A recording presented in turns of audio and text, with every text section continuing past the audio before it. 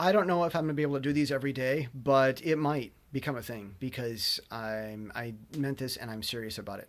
I don't know if you follow my podcasts, but I made an application for residence. I've been in Taiwan 10 years, and I have done something that was very helpful for Taiwan. I never asked for any thank you for it, but after Taiwan had been abusing me and depriving me of human rights for 10 years, I said, I think that this good thing that I did for Taiwan, they do owe me something for that, not just because of that, but because of them attacking my rights. So if you are African American, if there's so many sides of every debate, nobody fits any stereotypes. But I'll tell you what, I was in Chicago in college, and I was right there in Cabrini Green, the first government housing project ever in America. And I mean, it was culture shock. I came to Taiwan, and I thought I understood black people's life, but we never fully understand everybody. I know what it's like to live with your rights being attacked.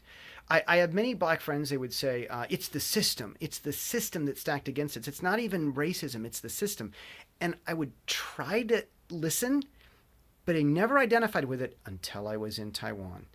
And America needs Taiwan. We really do. We need good relations. We need good stories. And I've been here 10 years. And the reason I stay, people say, why do you stay? Because it's a bad story and I've been waiting for it to end well.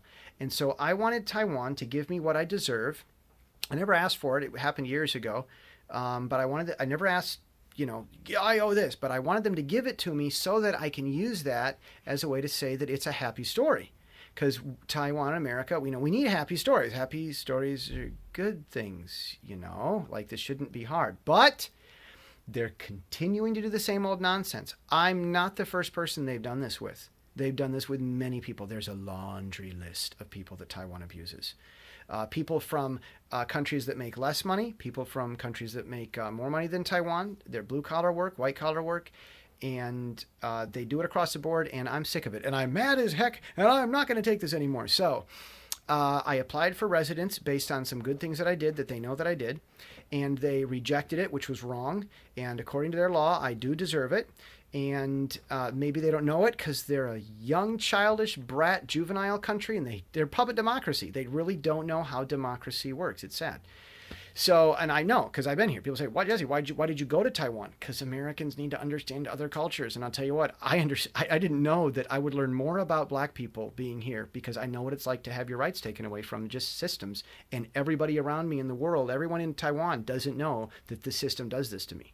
And it's like, I really get that. I really, really get it. So, I'm a conservative, and I don't like, the Klan with the tan, as Walter Williams calls it. But there is a lot of validity, that, about, leftover racial baggage and stuff. And I've been getting that. So, based on the 90 days or whatever, it should be for the application, I should have received my permanent residence card for Taiwan on Monday if they had made the right and lawful decision. Because they made this foolish decision, because they don't understand how to apply their own laws, and they don't understand life and stuff. I mean, their legislator doesn't even listen to their own people. So I say, I'll write my congressman. And they're like, is he famous? Like, are you his friend? I'm like, well, no. Then why would he listen to you? Like, because we're a democracy, aren't you, in Taiwan? And they don't get that. They're like, oh, it's a different culture. I'm like, it's a democracy, a real one versus a fake one, Taiwan. And so, like, this is a thing. And this is the first line of defense against China if they attack America. And it's like, my goodness. Okay, so anyhow, this is day one. They are officially 1 day late in giving this to me. I'm writing my wonderful congressman that I love and support. I really do. And he's one to talk to. I'm not angry at him, but I need help. Okay, so here's what I wrote to my congressman, and then I'm going to get off. I want to cut this at 5 minutes, but I am going to read this. So I'm here on my computer, and I'm reading this.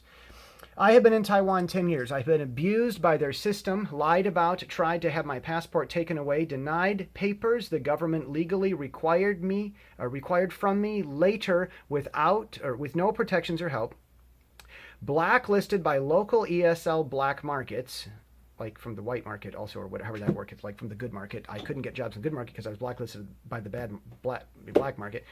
There's a black market for ESL here because most normal ESL is illegal. It's like prohibition. That's a thing. Okay, the government does nothing. Many Americans have similar stories. Europeans also, Australians, all over, Westerners. I did not return to America because we need a story with a happy ending. I held out, waiting for Taiwan to do the right thing. In 10 years, I went home once. I have not been able to see my mother grow old. I don't know how much longer I will be able to wait for a country that wants friendship with America but won't give me the happy ending to help even themselves, a happy ending which I do deserve under their own law. Writing to my congressman, please, please, one, seriously consider the letter I requested from Congress because it would educate Taiwan's government in the way that badly needs it. Two, please inform the State Department of my story. Ask them to reach out to Taiwan's Foreign Affairs Office via TECRO. They don't have an embassy because they're not a country, but they have a TECRO office. Tell them this message. America needs Taiwan to respect our citizens so that we don't have a political liability at election polls for helping Taiwan. Mr. Steele helped us all. Legislator Xiao Bi Kim knows this. She's from Hualien in Taiwan. Reverse your wrong decision for his residence application number 45 reviewed on February 25th so as to give all of us the happy ending that we all need for the 2020 election. Call him, myself, me, Mr. Steele, and give him an informal apology for the grief you caused by your wrong decision so that he will continue to be such a good friend to us all. So I wrote that. We'll see what happens. I'm counting the days. Yay, we'll see where it goes.